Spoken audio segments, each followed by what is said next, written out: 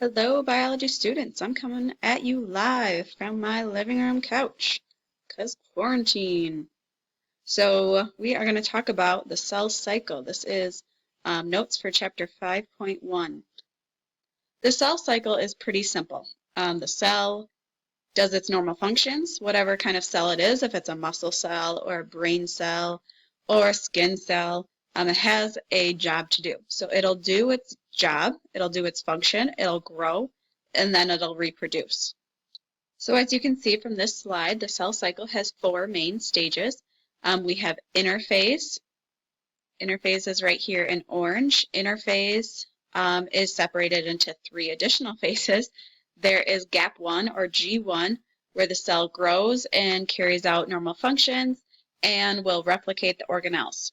Then we have the synthesis phase or S phase, where the DNA synthesizes, which means the DNA is copied. And then we have gap 2 or G2, which is additional growth. So during interphase, the cell is just living its best life. After interphase and growth has completed and the cell has gotten big enough to where it's ready to divide, mitosis takes over. So mitosis is the division of the cell. So that is when the cell is actively dividing. And then the last one, the last phase, I guess, is where the one cell now gets split into two cells, and that is cytokinesis, where the cell completely divides, and now it is two new cells. And then those two new cells undergo interphase again, so the cycle continues. So here are the four main stages that you would like to know for cell cycle. We have gap 1, which I talked about a little bit before, but that is growth. We have synthesis, which is where your DNA is copied. We have gap 2, which is additional growth, and then we have mitosis, and this is where the cell actively divides. So gap 1, cell growth, and the cell carries out normal functions, whatever that may be. It's just completing its job, doing what it needs to get done. The S phase, or DNA synthesis, is where the DNA is copied, because we need two copies of DNA to go to both cells. We need identical copies. Our last phase for interphase, so this orange section is interphase, so the last phase for interphase is additional growth. This is just the cell getting bigger and getting prepared to split into two separate cells. After interphase is complete and the cell is large enough, then mitosis takes place. Mitosis is where the cell is actively dividing, the nucleus is dividing, and then the cell will split completely, and that is cytokinesis. If we look at gap 1 specifically, this is the first stage of the cell cycle, or of the cell's life. This happens in interphase. If we look at gap 1 specifically, the time spent in gap 1 in comparison to the rest of the life is pretty significant.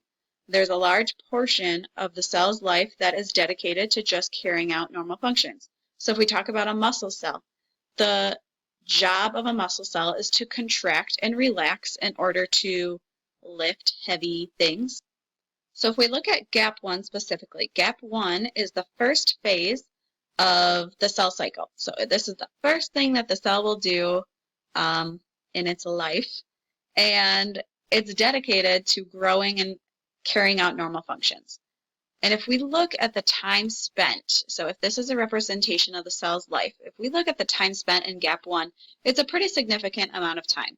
The cell is spending a lot of time dedicating its life to working, just like we do, right? Just like humans do. We dedicate a lot of our life working, making money, keeping the economy going, you know? So the cell carries out its normal functions for the majority of its life, right? And then, so if we talk about specifically about muscle cells, the job of a muscle cell is to contract and relax so that we can do curls for the girls, right? Or our heart can pump to pump blood throughout our body, or our smooth muscles can contract to help us poop.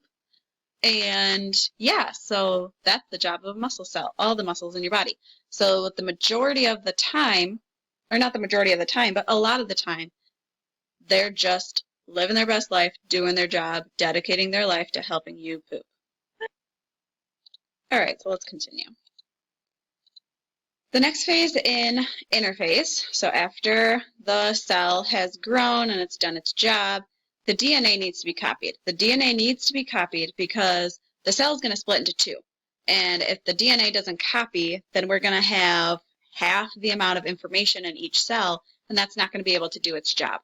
So DNA needs to be copied so that we have two identical copies, one for cell A and one for cell B after the cell splits.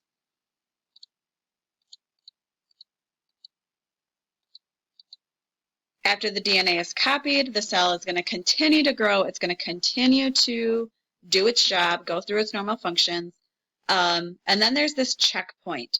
So these proteins will basically check to make sure there's enough organelles. It'll check to make sure that the DNA was copied correctly. And if everything is correct and ready to go, then the DNA will split. Sorry, I thought I heard my baby. The DNA will split or divide, and the cell will divide. Yes, okay.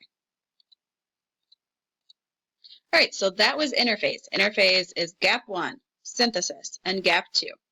Then we have mitosis. Mitosis is the good stuff. This is where the cell is dividing. So mitosis is split into 4 phases. PMAT, P-M-A-T, PMAT. So mitosis is the division of the nucleus, and then cytokinesis is the division of the cell itself, the cell cytoplasm. Cytoplasm. Okay? Mitosis, so I talked about those checkpoints earlier, and so mitosis will only occur if the cell is large enough, so it met the checkpoint for being large enough, there were organelles, and the DNA was good to go, right? We don't want any damaged DNA. No damaged goods. So let's talk about the cell cycle. The cell cycle can happen at different speeds for different cells. We know that brain damage is a terrible thing, right? Someone gets in a car accident and they have brain damage. Someone was drowning and they didn't have enough oxygen to get to their brain, so they have brain damage. The reason why brain damage is so harsh and so serious is because the brain cells do not replicate very fast, if at all. So the brain can't heal itself because you're not making new cells fast enough to keep up to carry out functions. However, when we talk about the skin cells, if you get a cut, right, that cut is going to heal. Well, hopefully, you know. But anyways, we cut our finger, we get a paper cut. That's healed like within a couple days. And that's because skin cells replicate very fast. Every 2 weeks, well, not every 2 weeks, but like if one cell is made, it has 2 weeks to go out its normal functions, to grow, and then divide, and then 2 weeks later we have 2 new cells. So different cells will divide and go through their cell cycle at different rates. And this can be a good thing and it can be a bad thing. It's a good thing for skin cells to do that. There's a lot of wear and tear on your skin coming across just the environment, right? Washing your hands, friction against surfaces. So that's a lot of wear and tear on the skin cells. So they have to replicate fast to keep up with the job.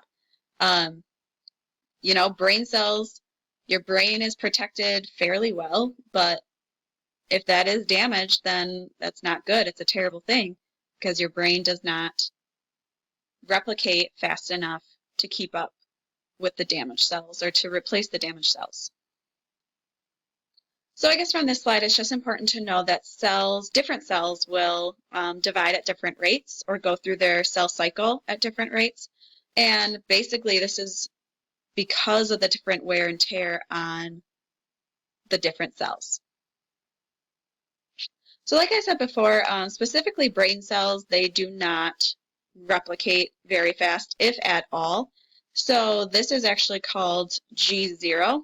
So G0 is the stage at which the cell is just carrying out normal functions. It's not growing, it's not replicating DNA, it's not dividing, it is just going through normal functions. These cells do not divide, and an example of that would be the brain cells. If we compare children's cells versus adult cells, children grow very quickly, right? They go from being a little bitty baby to a 6 foot 18-year-old. And so in 18 years, they grew, like 5 feet. Adults, after like age 25, you don't grow anymore.